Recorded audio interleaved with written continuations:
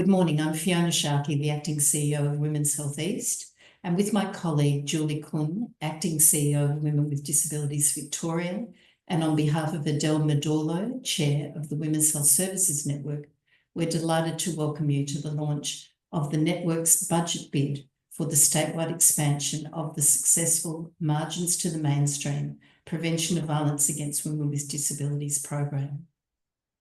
So, in kicking off the Margins to the Mainstream Preventing Violence Against Women with Disabilities program, it's one that has been led by Women's Health East and Women with Disabilities Victoria in Melbourne's East region for the last 4 years.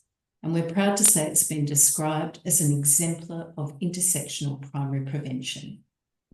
It has two aims. One, to build the capability of organisations and the wider community to act to end the negative impacts of gender inequality and ableism on women with disabilities.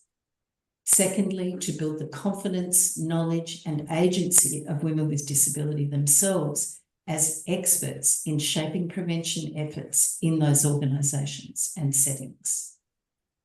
After 4 years, the project has demonstrated outstanding results, reaching very large numbers of people. With the 16 women with disabilities who participated in primary prevention efforts as experts in this program, we had 100 plus organisations involved in capacity building initiatives, and more than 180,000 people have been reached either directly through their own participation or through accessing resources online. I'd like to mention that more than 300 people have registered to attend this event, which is amazing, and I think demonstrates the very wide interest in undertaking intersectional practice to prevent violence against women, specifically for those who are further marginalised through their disability, and including women from migrant backgrounds and Aboriginal women. This morning, we'll be sharing more about the Margins to the Mainstream program, why it's needed, how it was developed and implemented in genuine co-design with women with lived experience of disability, and the massive impact it had on those women and partner organisations directly involved in the program. But first, to set the scene, I'd like to welcome Dr. Wei-Ling Kwok. Wei-Ling has vast experience of more than 20 years in the primary prevention of gender-based violence. Her reputation as a leader in this field across various disciplines of research, strategy and evaluation, including roles at Respect Victoria and Vic Health, offers us the opportunity to hear a speaker of substantial credibility and authority in the primary prevention of violence against women. So my task is to put a wider frame around Margins to the Mainstream as an exemplar of leading edge primary prevention practice, and to speak to Margins to the Mainstream as someone who's been in primary prevention for 2 decades now, and also the consultant who led the evaluation of Margins to the Mainstream in its initial phase, 2020 to 2022. Often when we think about what we want out of primary prevention, we go straight to the difference that our work can make to those involved in our initiatives. The impact of our activities on participants, on communities, on partners, and on other beneficiaries. We'll certainly be hearing about these kinds of impacts during the panel discussion soon, which will showcase our brilliant lived experience experts and organisational partners who have been part of Margins to the Mainstream to date. I'd like to lend my voice to a different but no less important kind of impact: the contribution of Margins to the Mainstream to prevention as a field of practice. I'd like to direct our attention to how Margins to the Mainstream has been implemented and the implications of this for prevention going forward. In program design and evaluation, how we do our work is often dismissed as a mere matter of process. I hope to show you that when it comes to intersectional practice, how prevention is done is just as crucial as all those other impacts that we desire and seek. When it comes to violence, the current landscape for women with disabilities is dire. Women with disabilities experience violence at much higher rates than women without disabilities. Violence occurs more frequently and over longer periods of time, and can be perpetrated by partners and family members, as well as others, such as support workers, co-residents, or peers in disability service settings. This violence is not inevitable, but can be prevented. We can stop violence from happening in the first place by identifying what drives it, the first or primary cause, and disrupting and dismantling these drivers so that violence becomes inconceivable in a world where everyone is respected and equal, otherwise known as primary prevention. We actually know what drives violence against women with disabilities. Decades worth of evidence has been collated in 2 frameworks for shared action. These are Change the Story by Our Watch and Changing the Landscape by Our Watch and our very own Women with Disabilities Victoria. Both frameworks name the root causes of violence against women with disabilities as gender inequality or sexism, intersecting with disability inequality or ableism. It is this intersection of the systems that produces the necessary social conditions for violence against women with disabilities to exist. And unless we transform these intersecting systems, violence against women with disabilities will continue unabated. Margins to Mainstream is one of a handful of programs in Australia designed with this intention in mind to transform both sexism and ableism as the known drivers of violence against women with disabilities. So I think the first important impact of Margins to Mainstream on prevention as a field of practice is in being a real-world demonstration of evidence-informed intersectional practice that targets sexism and ableism as specific systems to dismantle. The second impact of Margins to the Mainstream on prevention practice is its commitment to community-led prevention. Our work has to be community-led. We cannot neglect being led by community. And that means we must properly engage with community every step of the way. We must address inclusion, access and safety needs at all time. We must give adequate time to communities to build trust for co-design and or consultation. We must name and address power differentials brought to our shared work.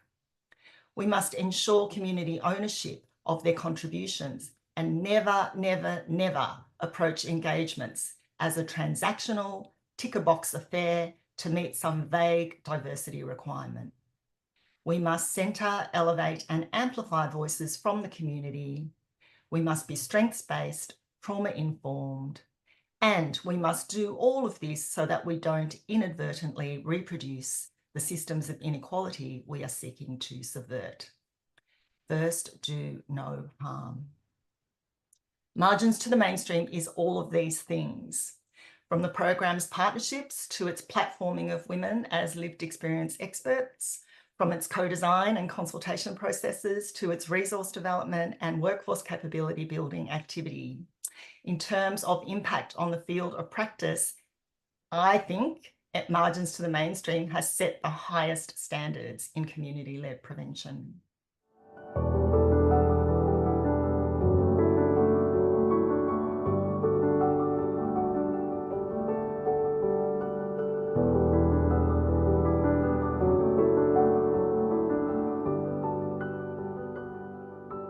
The Margins to the Mainstream project, we started with several months of training and skill building around preventing violence against women with disability. I was terrified. Having the opportunity to share our experiences and actually be listened to, it felt so validating. Co-design with this group has been fantastic. Every input is valued and it's acted on. We all have been through some kind of domestic violence, but we're all very different, but we're all very the same. We've been understanding the structure about disability and what creates violence. We've also learned about preventing violence. Because violence is just not acceptable in any shape or form. The whole process was amazing, really good. I loved it. Being part of the experts group has made my confidence feel more stronger. It's time to take action to help prevent violence against women with disability. And if everybody takes action as a group, we'll get that systemic change will happen one day, hopefully sooner than later.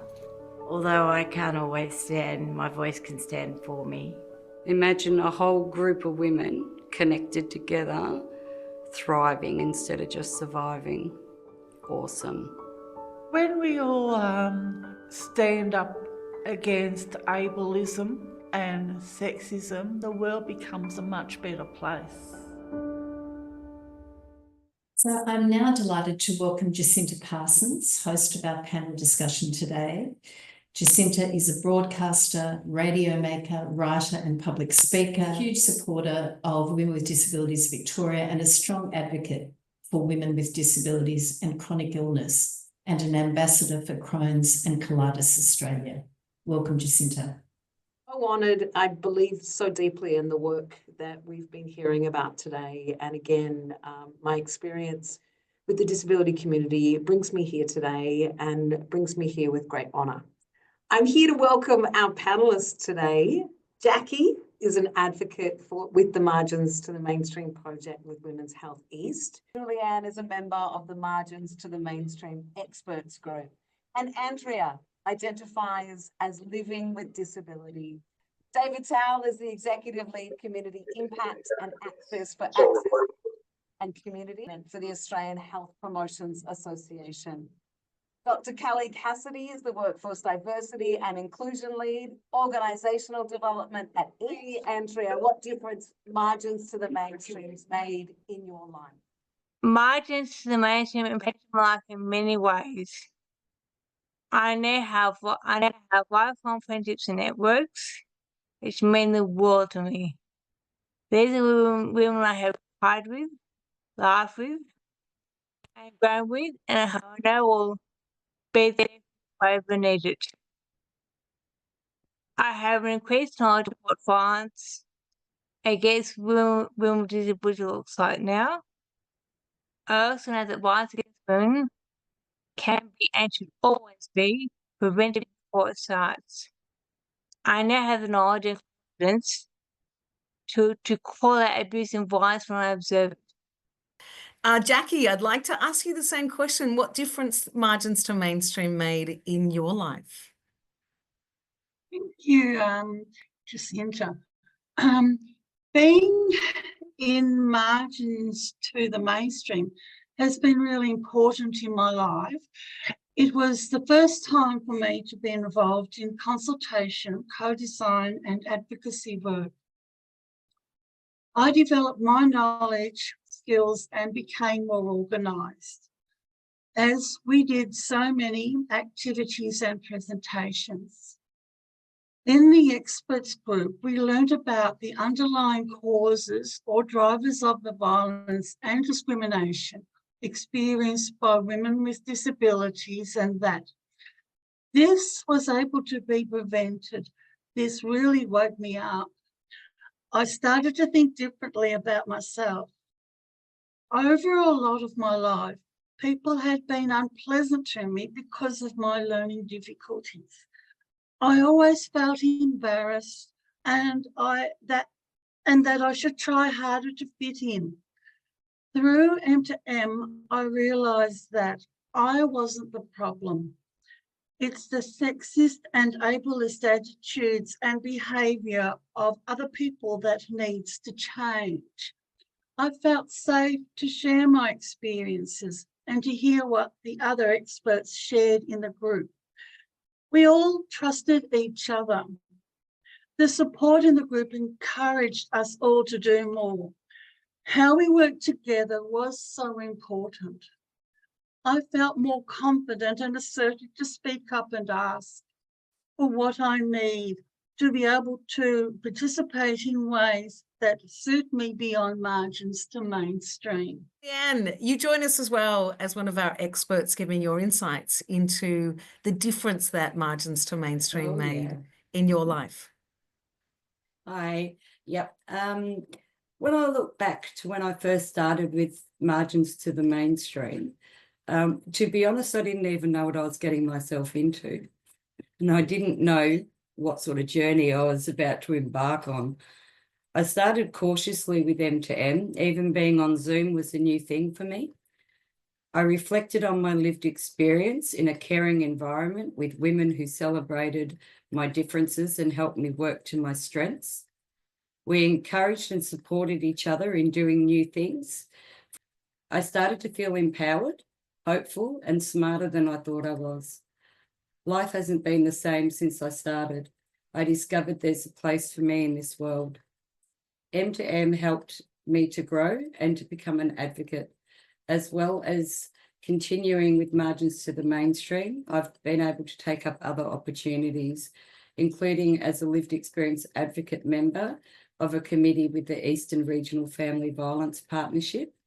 And this year I also became a member of the Victorian Victims of Crime Commission. One of my most proudest moments was when a service told me that they had changed a policy as a result of a presentation that I presented. That's the sort of impact one person can have. It ignited a fire and a passion in me that I didn't even know I had. I'm pretty addicted to advocacy now. Now that I can be my daughter's voice, and I can be my own voice, and I can be the voice of many others, but best of all, through my experience, I can create change, and I can create change for the better. So I want to hear what organisations' learnings from margins to the mainstream have been and what organisations do differently as a result. I'd love to welcome our panellist from an organisation, David Tao, to give us your experience of this. Thanks so much, Jacinda. Really pleased to be able to come and share our learnings from such an amazing project and piece of work. We've had a number of touch points into margins to mainstream, and some of the most influential for the organisation were probably the least planned. One of our community advisors participated in a workshop associated with margins to mainstream, and from that brought their experience back to one of our board subcommittees that they sit on. And that led to a presentation of the recommendations report going to that board subcommittee, and that subcommittee asking us to do a gap analysis across the organisation of our organisational practice against recommendations from margins to mainstream. We haven't finished that work yet, it's still ongoing, but it's a really exciting thing to be involved with.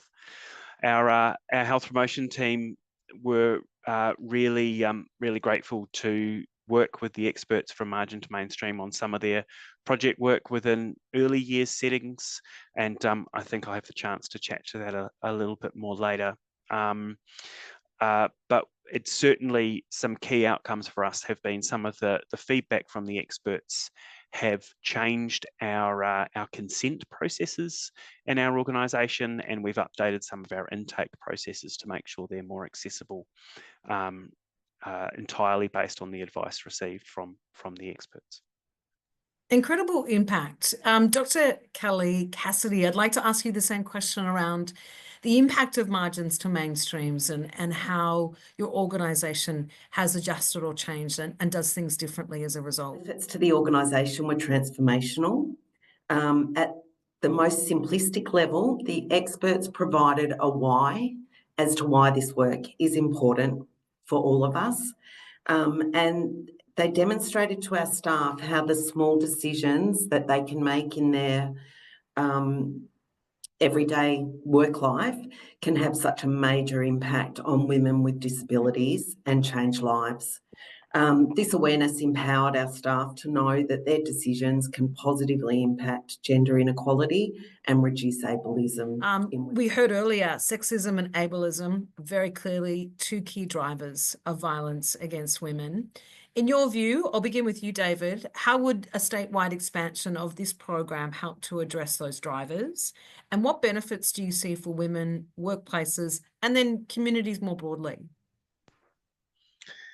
I think the key message here is that the opportunity for a piece of work which has been proven to be so successful at the smaller scale and comes from a really strong evidence base, it would be fantastic to see prevention activities like that rolled out more statewide. I think what the program provided for us at a grassroots level is that awareness and the capacity building in workplaces and across communities, and that goes a long way to tackling sexism and ableism as precursors to violence against women. So for that to be extended out across the state would be fabulous, and the impact would be amazing.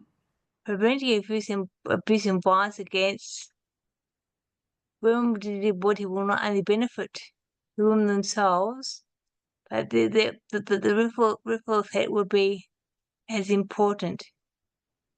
We have found out firsthand in margins and mainstream how powerful it is to have knowledge and the confidence to actively prevent violence against women with disability.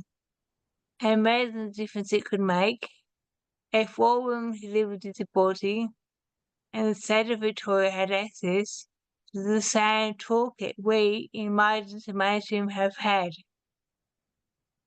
Please help us to make our dream a reality by funding a statewide expansion of the margins and mainstream project. Expanding M2M to other parts of Victoria will help spread hope by developing larger communities of women with disabilities who can be advocates and influence what organisations and communities do. Imagine if this was happening all across the state with a rollout of M2M to other areas. It will make Victoria a much better place for women with disabilities to live in. If you consider what margins to the mainstream did for myself and the other experts in the group, imagine what influence a statewide rollout could do. Like, it's so exciting. M2M is the eastern part of Melbourne, has already extended beyond our neighbourhoods. This is because other women with disabilities and organisations want to learn more about what we have done and draw on the messages and resources that we co-designed. If M2M is extended with new funding, there would be so much awareness and action to prevent violence against women with disabilities in other parts of Victoria. There would be a whole army of women with disabilities advocating statewide, and women, families and communities would definitely benefit as a part of that. So bring it on. Bring it on, Julianne. Yep. And that's the Defence Force I would back in terms of an army of women. Again, thank you so much for that wonderful articulation. So much for having me. And mostly I thank the panellists for sharing your experience. It's so invaluable and it's so grateful. I'd like to pass back to Julie Kuhn, Acting CEO of Women with Disabilities, to officially launch the Margins to Mainstream bid. Thank you so much. And I want to thank Wai-Ling, Jacinta, and our panellists, Andrea, Julianne, Jackie, David, and Kelly. As you have heard, Margins to the Mainstream works. It is tried. It is tested. It has been evaluated as a best practice program that shifts the dial on gendered and ableist violence. And the best thing about it is that we have the infrastructure in place right now. And as Wai-Ling said, we are shovel ready. We can get going and expand this program across the state. But we need funding. And we are looking to the Victorian Government to support this essential and most necessary primary prevention program. We're looking for 4 years of state government funding so we can scale up Margins to the Mainstream across Victoria.